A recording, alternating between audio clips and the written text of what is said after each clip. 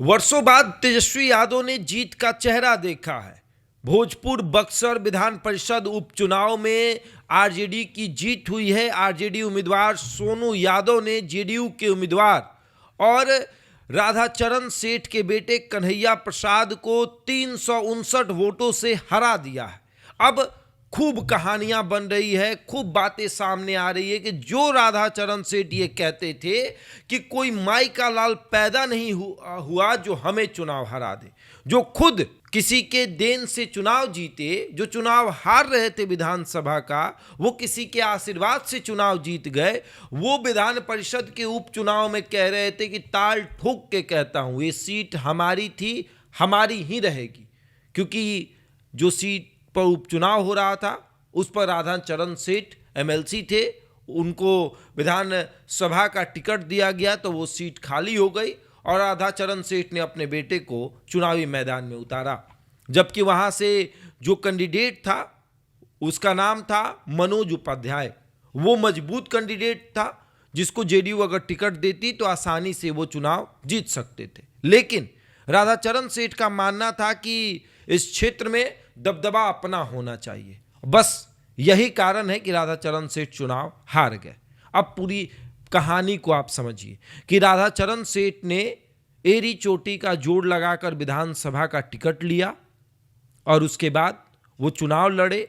जब चुनाव वो हारने लगे तो एरी चोटी का जोड़ लगाकर किसी तरीके से चुनाव जीता और उसके बाद राधाचरण सेठ को लगा कि जो खाली सीट होगी वहां से हम अपने बेटे को चुनावी मैदान में उतारकर चुनाव जिता देंगे। और फिर वो अपने बेटे कन्हैया प्रसाद को टिकट दिलवाते हैं और उपचुनाव में अपने बेटे को उतारते हैं।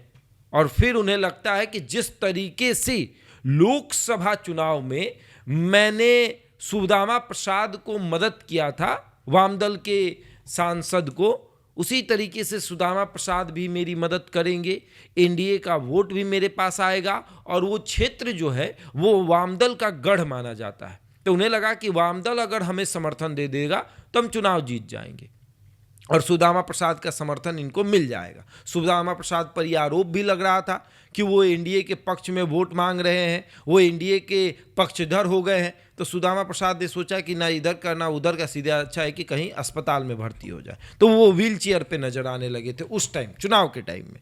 फिर भी आरजेडी कैंडिडेट अपना दमखम लगा रहा था।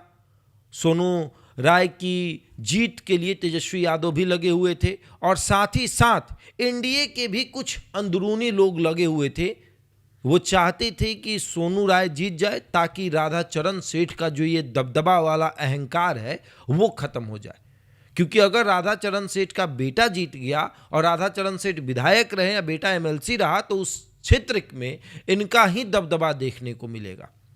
बेटा एमएलसी, बाप विधायक, कल को ऐसा होगा कि लोकसभा का चुनाव आएगा तो पता चलेगा बेटा या फिर पिता शिफ्ट हो जाएंगे लोकसभा में और किसी और को शिफ्ट करेंगे एमएलसी विधान परिषद में, फिर किसी और को शिफ्ट करेंगे विधानसभा में। तो इस तरीके से इनका एक ऑरा हो जाएगा यहाँ पर। और उस ऑरे को खत्म करने के लिए जेडीयू के लोग भी लगे हुए थे, लोजपा के भी लोग लगे हुए थे, लोजपा रामविलास, और भाजपा के भी लोग लगे हुए थे कि इस ऑरे को खत्म करने की जरूरत है। और इसमें जेडीयू के मौजूदा विधायक मंत्री का भी नाम है कि वो भी लगे हुए थे कि किसी तरीके से राधाचरण सेठ के इस ऑरे को खत्म किया जाए।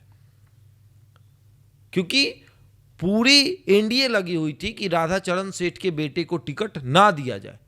यहां तक कि जेडीयू के नेता भी लगे हुए थे कि राधाचरण सेठ के बेटे को टिकट ना दिया जाए। वहां से मजबूत उम्मीदवार मनोज उपाध्याय है, मनोज उपाध्याय को टिकट दे दीजिए। लेकिन नहीं, जेडीयू के भीतर कुछ लोग ऐसे बैठे हैं जिनको लगता है कि नहीं, हम कार्यकर्ता की बात नहीं मानेंगे, हम किसी और की बात नहीं मानेंगे। किसी की सीट खाली हुई है, उसी के बेटे को टिकट दीजिए। अब राधाचरण सेठ का वो सीट था, खाली हुआ तो राधाचरण सेठ के बेटे को दे दिया गया। अब राधाचरण सेठ का बेटा चुनाव लड़ा और चुनाव हार गया। स्थानीय निकाय कोटे का ये चुनाव था जिसमें से 359 वोट नहीं मिले। ये एक बड़ी हार होती है। स्थानीय निकाय में अगर आप 300 से वोट से हारते तो ये बहुत बड़ी हार होती है। और ये जवाब है राधाचरण सेठ का कि आपने जिस तरीके से लोकसभा चुनाव में किया, आपने एनडीए के उम्मीदवार को हराया, आपने जिस तरीके से दूसरे विधानसभा क्षेत्रों में एनडीए के उम्मीदवार को हराने के लिए आपने कई बार एड़ी चोटी का जोर लगाया है, तो इस बार आपसे बदला ले लिया गया। मतलब कि जैसी करनी वैसी भरनी। और जेडीयू को एक बड़ा झटका लगा है परिवारवाद को लेकर कि जब आप किसी परिवार के सदस्य को आगे बढ़ाइएगा तो किस तरीके से आपको झटका लगेगा, ये देखने वाली बात होती है।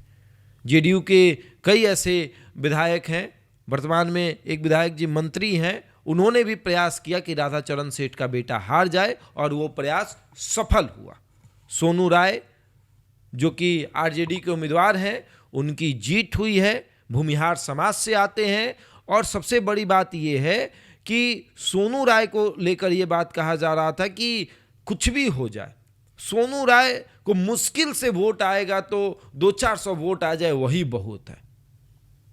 लेकिन सोनू राय ने यह दिखाया कि जिस व्यक्ति के बारे में आपने ये कहा था कि 200-400 वोट आ जाए, ये राधाचरण सेठ इन्होंने ही कहा था कि माई का लाल कोई पैदा हुआ है तो हरा के दिखा दे और 500 से अधिक वोट ला के दिखा दे। और सोनू राय ने 359 वोट से उनके बेटे को चुनाव हरा दिया। बहरहाल इस पूरे खबर में इतना ही। बने रहे हमारे साथ और देखते रहे द इंडिया टॉप।